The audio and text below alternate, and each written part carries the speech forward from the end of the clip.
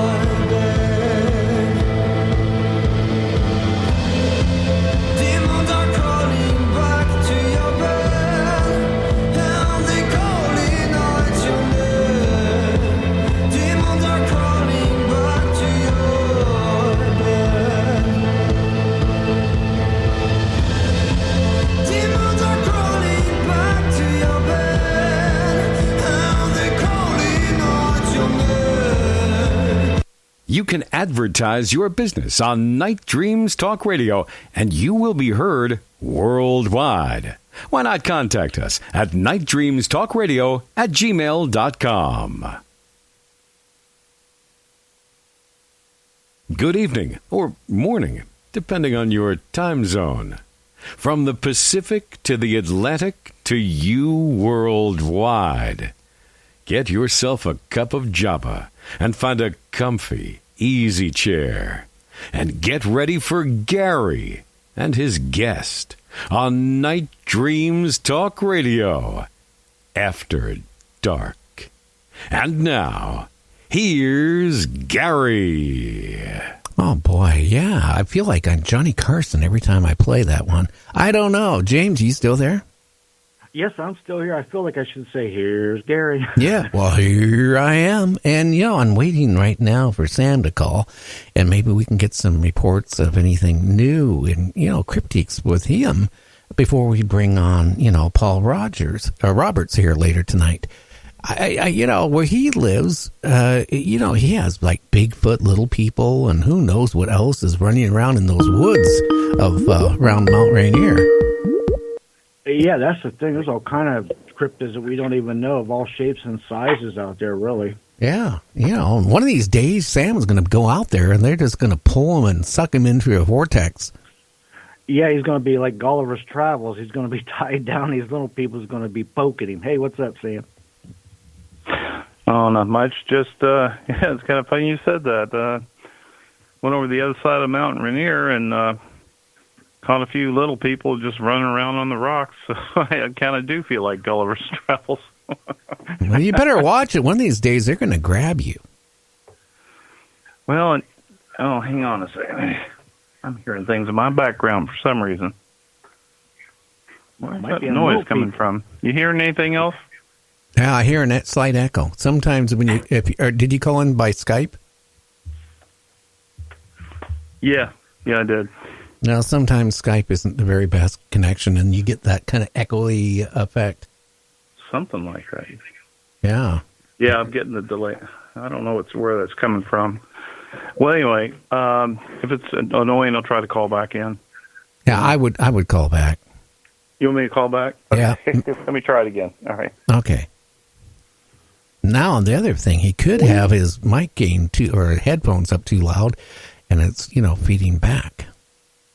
Oh, yeah, that's a possibility. I think I've had that incident happen to me one time a while back, just saying. Yeah. Well, let's see. Okay, let's see if it does it now. I figured it out.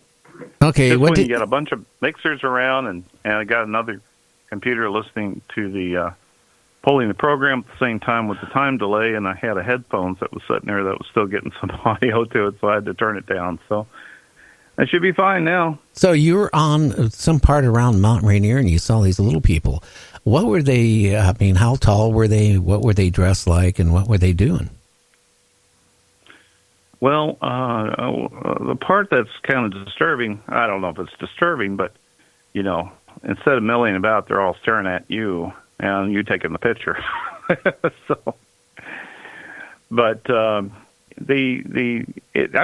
I'm talking about some pretty detailed stuff on their facial expressions and everything. And it was over I can give a general location. It was over in the Carbon River area as you head towards the Mount Rainier National Park over on that side. Okay. Past Carbonado and all that. So me and my friend Anita went down to one of the former ghost town areas. And there you go. Hence, some more paranormal connections going on there. Yeah. I don't like going that area. I don't like that one-lane bridge very much.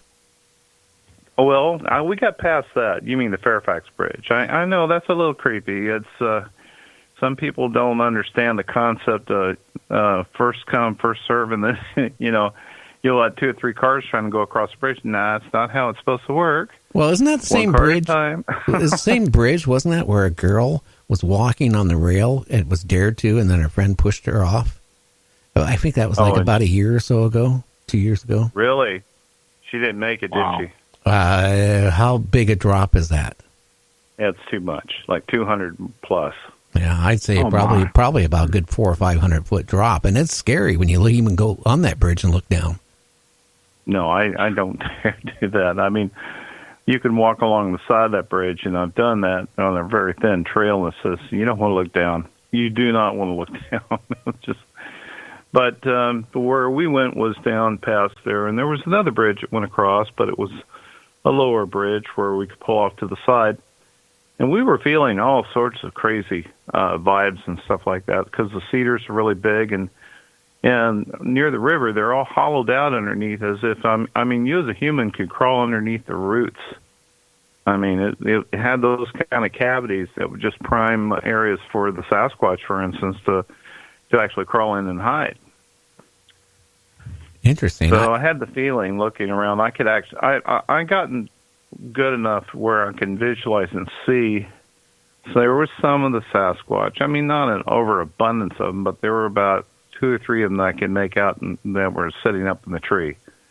And now the little people, obviously, they're too small to see them at any distance, but I had a feeling looking over in a certain direction that they were there. And after being able to enlarge the photo, especially down the beach area across the Carbon River, and looking amongst the stones, I found several instances where there was very humanoid-looking beings that were looking in the direction. We're not just talking about something made up. Like I saw what looked like 2 dots and a nose, like a smiley face or something. No. The one picture I took, which I blew up and actually posted on several sites, Facebook groups that is, had the full detail of the ridges in the face. I was able to blow it so much where I could see the oval eye area, and the pupil was round. That's how close I was able to get in to see what kind of detail was on the face. Wow. Very bizarre. Yeah. And that wasn't the only one. There were. I just got started looking and actually enlarging these photos and, just give them a basic clarity so I could post it on the groups. But there must have been a dozen or so that I could probably pull out like that. They have to somehow go through a portal or doing stuff like that. I can't see how they could survive during the winter there when it starts getting snowed in. I mean, I just don't see it. I don't know how they would even survive. It'd be so cold, let alone the size of them. They would be totally. How could they even walk through it? I don't think they're physically affected by it. Is because when you look at one of the things I noticed was in some of the pictures where I could actually see part of the humanoid figure is overlapped. You can see the background through them. So anytime that happens, I come to a theory about them that when they go in that translucent state, and they all can do it, that the background bleeds through them to kind of hide them, but then they lose that aspect of three-dimensionality that we expect from physical objects. And what happens is they then become a two-dimensional object against a tree or rock. So all of a sudden, it looks like something that's painted on the tree or something that's painted on the rock. So think about that.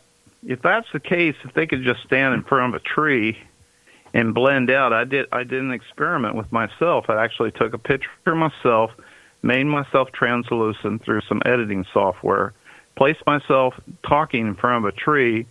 I blended in with the tree, and you could hardly see me, but I looked like a face that was sticking out from the tree. See? So if they're able to do that, maybe some of these faces that people are claiming they're seeing in trees is simply them in their state of translucence or cloakedness, I guess you might say, for a lot of what we define as cloaking. And they appear as a face or a figure in front of the tree. Have you ever communicated with them or tried to communicate with them in any, like verbally or telepathically, Sam? Not so much verbally. I know telepathically all the time.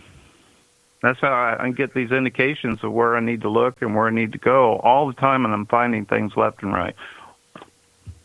Wow. Now, do you think that everybody can see these when they're out there, or you think you're more in tune to it because maybe you have more abilities than the average person, or what do you think on that? Personally? Yeah. Without sounding too, whatever. I think they are attracted, and especially to the other person I'm with. We're kind of like a cryptid magnet. So they come around to see the two of us, and for some reason we garner a lot of interest with them. And I think if it was just anybody else, people can take pictures, and I'm not dismissing that. I think people can take pictures, but they need to be a pretty good resolution picture where you can actually blow it up and see things. Problem is, people try to use their cell phones to take pictures, but they're only about 8 to 12 megapixels. And if you try to blow that up, like enlarge it on a computer, you're just going to get pixelation. Well, you can't determine anything from that. You know what I'm saying? But I learned the technique. I developed a technique, which is probably a large part of it. But I also think the word's out that they know who I am, and they don't mind showing themselves for me, and especially